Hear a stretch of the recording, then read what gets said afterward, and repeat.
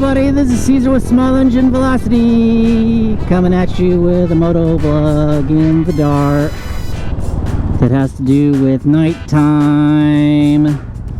And the light's gonna turn green up ahead, so I guess you're not going, so I'm gonna go. Anyways, how's it going? This is Caesar, and it is nighttime. I am driving home from work, and I am headed to my son's 5th grade Christmas play. I don't know exactly what his part is in the Christmas play, but does it really matter? It's my son, and he's in a Christmas play, so I'm gonna be there. I'm trying to get there as quickly as I can, but it doesn't look like the roads are agreeing with me today. So another cool thing, my buddy put anti-fog in my helmet, and it's still fogging, I guess. I mean, it's not fogging as bad, but it seems like there's moisture building on the inside when I flip my jaw. So I gotta release the hot air that's flowing out of my head right now. Anyways, so I got some feedback on the Ruckus, and it seems like we're at about a 50-50 split. Some people say there's too much black in my bike. It's not like light enough, or there's not enough orange or something like that. Keep in mind, this is just me playing around with extra parts and stuff that's laying around at the shop so that I can see if there's any other color combinations that I like. I haven't really got the jury is still out as far as me having black rims. I do like the silvery color on the black rims.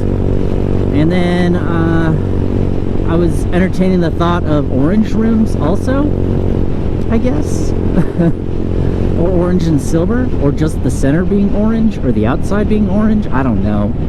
I think it's too much. If I make the rims orange, that'll be too much orange. But, we'll see. I'll make those mistakes later.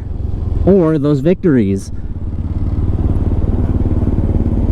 It's only 56 degrees outside, and I have my thick jacket on, so it's pretty cold. And then I got my Roy gloves. He gave me some orange gloves that match with some reflectors and some knuckle pads and stuff.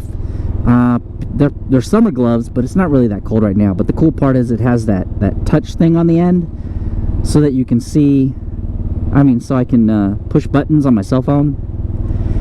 Another horrible thing that I did today is I left my vape at home, at work, and I'm off tomorrow, so no vape. I guess I'll be okay. It's just a vape. I'd like to also mention Buzzy's wife. Okay, let's see who remembers Buzzy. Buzzy has been around forever. He's been in my first moto vlogs. He helped me do my Get Fatty stretch.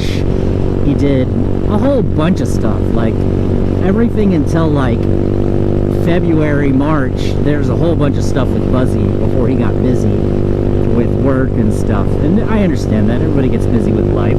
So they recently, well, first of all, his wife's mom died recently, like 3 months ago, from cancer. And then all of a sudden, out of the blue, she gets checked out, and she has late-stage ovarian cancer. And if you know Buzzy, do me a favor and click on the GoFundMe link down at the bottom. I know I've been doing a lot of these lately, but they're all for good causes. So click on it and give him $5, whatever. Anything you can do would be awesome. But he's been answering questions for people selflessly forever. He's gone and done work for people for next to nothing, or nothing, to help put stuff on people's bikes and tune them and all sorts of stuff. So you know what, if he's helped you in any way, please help him help his wife. It is a growing GoFundMe, so I'm excited that it's actually working. It's making progress, but that link will be down below. This weekend I am scheduled to change my fuel lines on here. The barb fitting, okay, so here's my problem with the electronic fuel pump. The fitting on the carb is a certain size, and the barb fittings that come off of the carb are huge. There's like a huge disparagence between the two, right? So it's hard to find a hose that will fit right. Like if it fits snug on the carb fuel inlet, then it's too small for the fuel pump. If the fuel pump, the barb is, it fits nicely on there, then it's too big for the carb. So that's what I've been doing, is it's been too big for the carb. So I've been using hose clamps to kind of clamp it down, and it's failing. Like I mean, it'll be successful for a little while, but the moment I move a cable or they shake too much, then it starts to leak a little bit. And I know you're thinking, oh, that's horrible, leaking gas is probably the worst thing that you could do. Well, I have like a 1 drip, 3 drip per day leak coming out of there right now. So part of the weekend is to fix that carb issue that I have with fuel, as well as a few other things, but you know. So I hope everyone's been doing good with the holiday seasons. Everything is rolling in, and we're getting close to the finale. I have to take my daughter to the DMV, or the DPS in Texas, tomorrow, so she can go get her permit. I got all the proper paperwork in my backpack, and I need to fill out the form. So, you know, I'm sorry, everyone beware that you'll have a student driver named Emily driving around.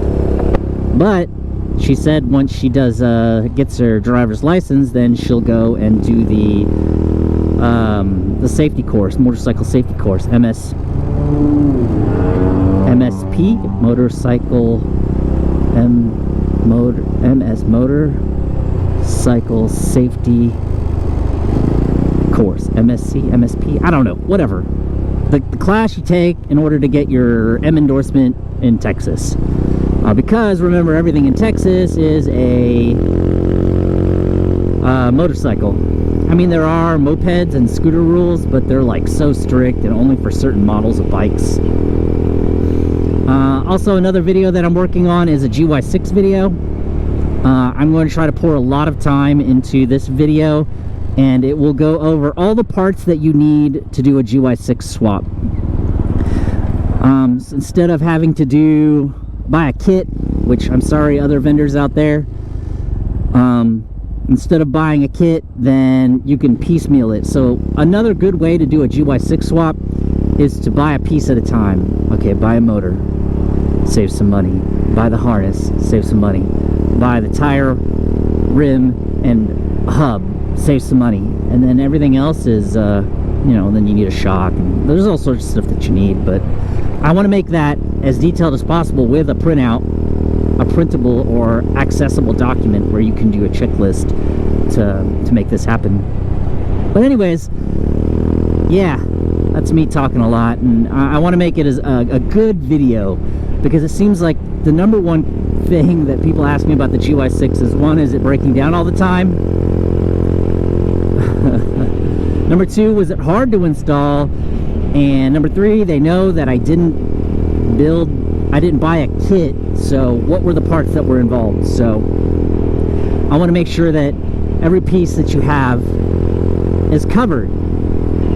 And of course, I will promote Ruck City, and if you have certain parts, or you need to buy a grouping of these things, you can always message Lee from the ruckcity.com website, or from Facebook or Instagram, and kind of get a quote as to what we could bundle all these parts together as, if there's a decent price that we can give you. But I have a feeling that starting in January, people will start doing their build stuff. Then March rolls around, and when March rolls around, then everyone will get their tax returns and start dumping money. For those people who get tax returns, start dumping their money into their Ruckus parts. And then as as March and April roll in, then I think we'll see a lot of scooters coming to the shop for carb cleanings and tune-ups and tank cleanings and stuff like that to get everything working. So I've been talking a lot. It's been a long day at work. It's still depressing leaving work and the sun is down. Oh yeah, I just watched a Burnout Bobby video, and Burnout Bobby ran out of gas too. So I feel like we're kindred spirits. Like, he's ran out of gas 3 times, I've ran out of gas 3 times. It's like we should be best friends. Burnout Bobby's a cool guy, guys. If you ever have any, the cool part is that he likes to answer questions, and he'll answer questions, and he's willing to put himself out there to help you. Anyways, I'm gonna get in the neighborhood, so I want to be careful that I don't crash into anything, because I'm very bad at being distracted whenever I ride. I left my left signal light on, but maybe we'll see some cool Christmas lights in here. There's one up ahead. I used to think that the all-white Christmas lights was cool, and it is, but it starts to look pretty plain Jane. I mean, it still looks good, no problem. They always put decorations up every year. So here's some more white decorations over here. The awning lights, that's pretty cool. Here's some colorful lights over here. Let me know if you, whoa, look down there. Let me know if you guys did any Christmas lights.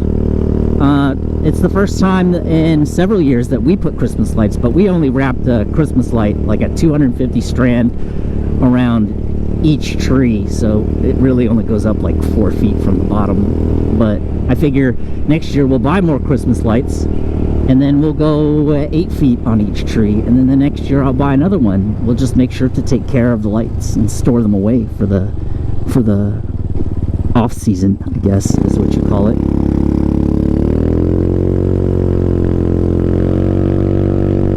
Okay, so I'm at the school. I'm close to the school. The 5th grade play should be actually probably has started already, so I gotta be really quiet, but I guess that's impossible to do on a Ruckus. Hopefully there's room in the parking lot for me. I really don't want to wear my jacket.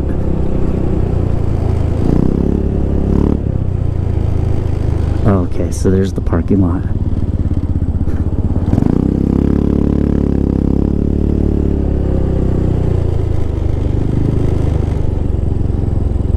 Okay, I'm here, guys. I don't want to be rude or anything, but I'm going to go ahead and sign off because I got to find a place to park. Anyways, thank you for watching. Hope you guys liked and subscribed, and I will see everybody in the next video. Shh.